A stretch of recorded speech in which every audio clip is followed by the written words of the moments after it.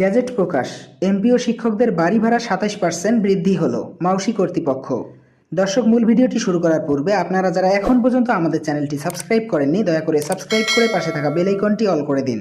অবশেষে এমপি ও শিক্ষক এবং কর্মচারীদের বাড়ি ভাড়া বৃদ্ধি করা হলো। মাউসির একজন ঊর্ধ্বতন কর্মকর্তা নাম অপ্রকাশিত রাখার শর্তে বলেছেন, ইতিমধ্যেই সকল কাজ বাস্তবায়ন করা হয়েছে। শুধুমাত্র গ্যাজেট প্রকাশের মাধ্যমে এমপি ও শিক্ষকদের বাড়ি ভাড়া বৃদ্ধি করা হবে।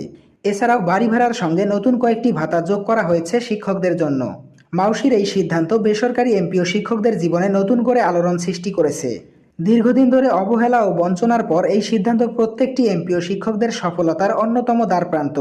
কেননা আপনারা লক্ষ্য করলে দেখতে পারবেন, পূর্বে সরকারি চাকরিজীবীদের জন্য কোনো সুযোগ সুবিধা বৃদ্ধি করা হলেও বেসরকারি শিক্ষকদের জন্য তেমন কোনো সুযোগ সুবিধা বাস্তবায়ন করা হয়নি। তবে এমপি ও শিক্ষকরাও বসেছিলেন না। তারা কঠোর পরিশ্রম করে আন্দোলনের মাধ্যমে সকল দাবি আদায় করেছিলেন। ঠিক একই পদ্ধতিতে এবার ২০২৫ সালের অক্টোবর মাস থেকে বাড়ি ভাড়া বৃদ্ধি করা হচ্ছে।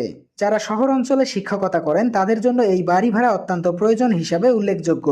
কেননা শহরে প্রতিটি বাসার ন্যূনতম মাসিক ভাড়া ৪ থেকে ৫ হাজার টাকা। আর যেখানে শিক্ষকদের জন্য মাত্র ১ হাজার টাকা বাড়ি ভাড়া বরাদ্দ রাখা হয়েছে, যা কোনোভাবেই গ্রহণযোগ্য নয়।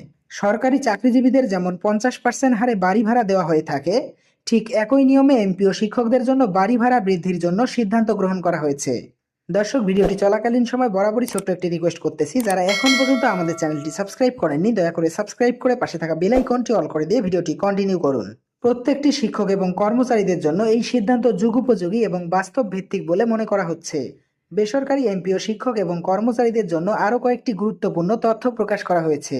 বিশেষ করে জাতীয়করণ ও চিকিৎসা ভাতা, যাতায়াত ভাতা সহ টিফিন ভাতা বৃদ্ধির বিষয়েও শিক্ষা মন্ত্রণালয় তৎপরতা চালিয়ে যাচ্ছেন। শিক্ষা মন্ত্রণালয়ের এমন উদ্যোগ যথেষ্ট হয়ে দাঁড়াবে শিক্ষকদের জন্য। পূর্বের শিক্ষা উপদেষ্টা ওয়াহিদ উদ্দিন মাহমুদ শিক্ষকদের দুঃখ এবং কষ্টের কথা বিবেচনা করে সিদ্ধান্তগুলো নিয়েছিলেন।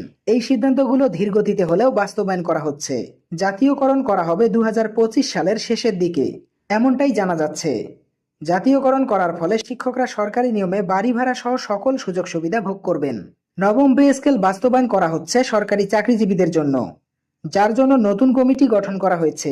এই কমিটির প্রধান দায়িত্ব দেওয়া হয়েছে সাবেক অর্থ সচিব জাকির আহমেদ খানকে, যিনি নবম পে স্কেল বাস্তবায়ন এবং গ্যাজেট প্রকাশ করবেন। এই গ্যাজেট প্রকাশ করা হলে বেসরকারি এমপি ও শিক্ষকরাও নবম পে স্কেলের আওতায় বেতন ভাতা পেতে যাচ্ছেন, যা প্রতিটি এমপি ও শিক্ষকদের জীবনমান উন্নয়নে ব্যাপক ভূমিকা রাখবে। দর্শক, আজকের ভিডিওটি এই পর্যন্তই। আশা করি ভিডিওটি থেকে অনেক উপকার পেয়েছেন। যদি পেয়ে থাকেন তাহলে অবশ্যই আমাদের চ্যানেলটি সাবস্ক্রাইব করে পাশে থাকা বেল আইকনটি অল করে দিন।